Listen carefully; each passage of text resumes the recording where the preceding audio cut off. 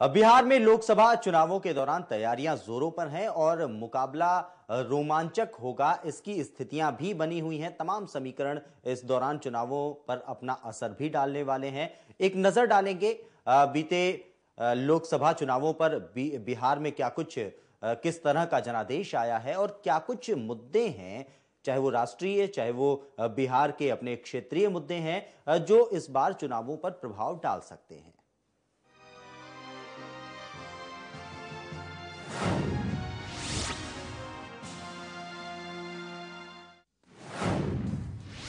बिहार में लोकसभा की 40 सीटें हैं। 2009 के चुनाव में एनडीए ने 32 सीटें हासिल की थीं, जिसमें बीजेपी के पास 12 लोकसभा सीटें थीं। जेडीयू को 20 सीटें मिली थीं।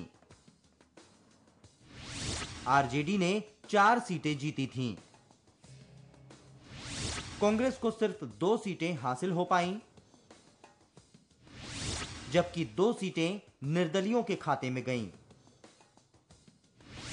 वहीं एलजेपी 2009 में लोकसभा की एक भी सीट नहीं पा सकी।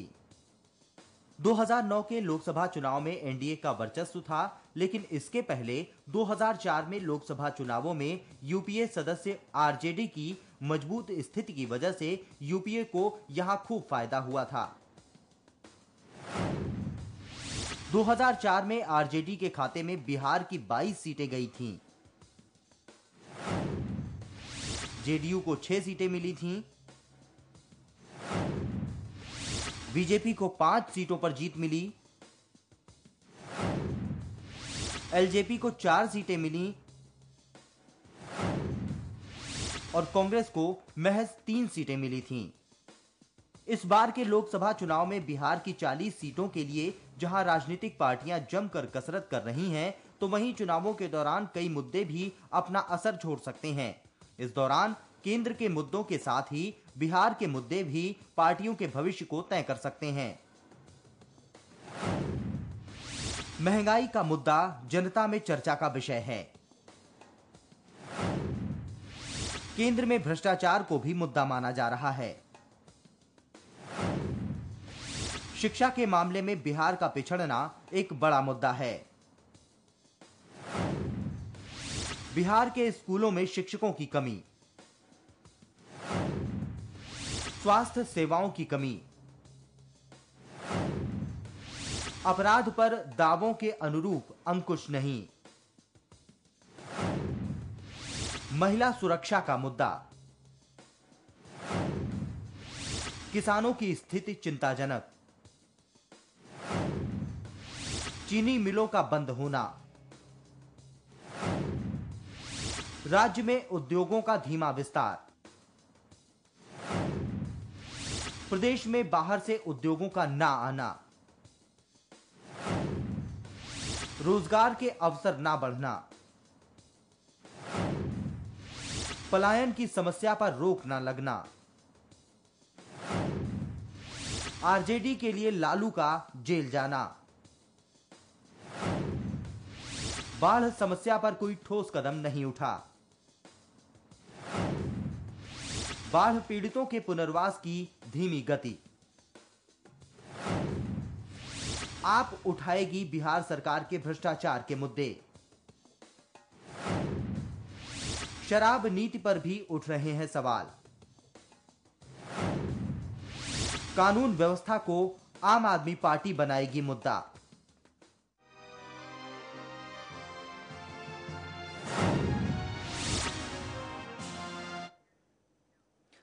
तो तमाम ऐसे मुद्दे हैं जिनको सियासी पार्टियां अपने अपने नफे नुकसान के मुताबिक उठाने की कोशिश करेंगी और उसका सियासी फायदा उठाने की पूरी कोशिश करेंगी। पटना से हमारे साथ वरिष्ठ पत्रकार अजय कुमार पांडे जी जुड़ रहे हैं, उनसे बात करेंगे। अजय जी, स्वागत है आपका।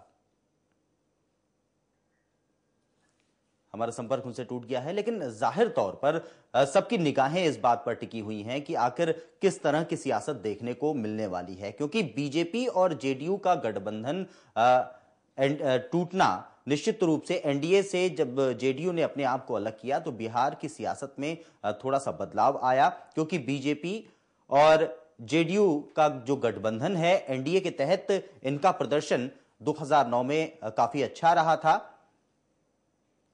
और इस लिहाज से उम्मीद की जा रही थी कि अगर यह गठबंधन होता तो शायद और बेहतर होता। लेकिन अब नरेंद्र मोदी के नाम पर बीजेपी को उम्मीद है कि उसे ज्यादा से ज्यादा सीटें मिलने वाली हैं। वहीं जानकार ये भी कहते हैं कि एनडीए का साथ छोड़ने के बाद जेडीयू को प्रदेश में नुकसान हो सकता है। हालांकि इस दौरान पूरी कोशिश यह भी की जा रही है, लालू प्रसाद यादव जब से जेल से जमानत पर रिहा हुए हैं, वो अपनी पूरी ताकत इस बात में लगा रहे हैं कि कांग्रेस, एलजेपी समेत कुछ अन्य दलों को मिला करके एक ऐसा मोर्चा तैयार किया जाए, एक ऐसा गठबंधन तैयार किया जाए जिनके बल पर अल्पसंख्यकों, यादवों और पिछड़ों के वोटों को रोका जा सके और इनका बिखराव रोका जा सके। अजय जी हमारे साथ एक बार फिर से जुड़ चुके हैं, उनसे बात करेंगे। अजय जी स्वागत है आपका। जी अजय जी नमस्कार। अजय जी, जिस तरीके की सियासत इस समय बिहार में चल रही है, सियासी परिस्थितियां बनी हुई हैं बिहार में लोकसभा चुनावों के लिहाज से, बीजेपी और जेडीयू का साथ टूट चुका, काफी दिनों पहले ही टूट चुका है, उसके बाद एक बड़ा परिवर्तन आया है। साथ ही साथ चारा घोटाला मामले में सजा जब लालू प्रसाद यादव को मिली, उसके बाद अब जमानत पर रिहा है। लालू यादव भी पूरी कोशिश कर रहे हैं कि गठबंधन को कांग्रेस के साथ, एलजेपी के साथ कुछ अन्य दलों को मिलाकर के गठबंधन को मजबूत बनाया जाए, अल्पसंख्यक वोटों, यादवों और पिछड़ों के वोटों को बिखरने से रोका जाए ताकि बीजेपी को नुकसान पहुंचाया जा सके।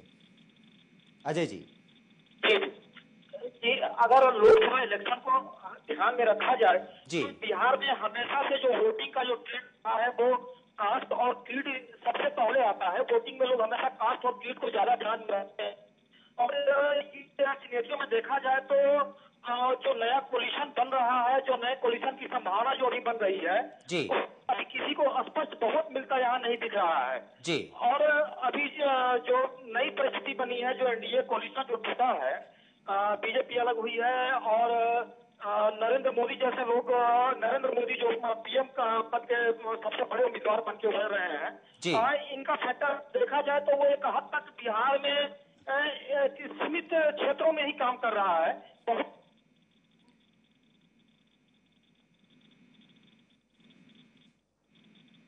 उनकी आवाज हम तक नहीं आ पा रही है कुछ।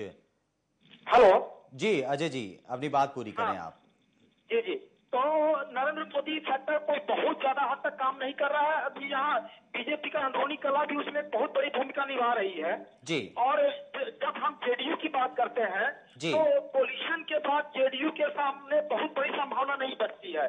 जी, इस हिसाब से देखें तो इसका नया गठबंधन बनता है जी, तो उनकी सीधी लड़ाई बीजेपी और बीजेपी के साथ बनने वाले बिल्कुल। अजय जी, ये भी कहा जा रहा है कि बीजेपी का साथ छोड़ने के बाद प्रदेश में जेडीयू कमजोर हो गई है।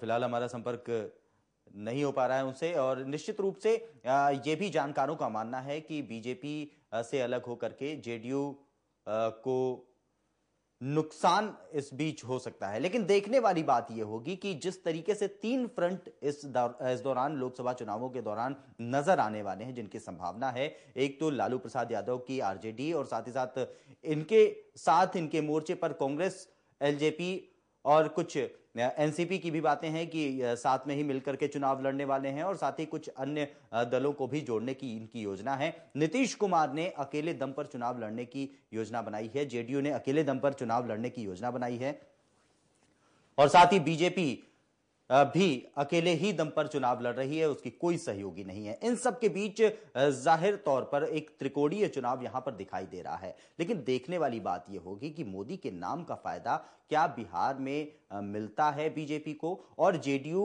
को कितना नुकसान होता है एनडीए से अलग होने में। क्या उसे यहां पर मुस्लिम वोट बैंक के आधार पर फायदा मिलने जा रहा है और साथ ही साथ यह भी देखना होगा कि आरजेडी और कांग्रेस मिल करके, लोजपा मिल करके आखिर यादव और साथ ही साथ पिछड़ों और अल्पसंख्यकों के वोटों का बिखराव किस हद तक रोक पाते हैं, क्योंकि इसी पर निर्भर करेगा कि प्रदेश में सीटें किसको कितनी मिलने जा रही हैं। इसी के साथ वक्त हो चला है आपसे इजाजत लेने का। नमस्कार।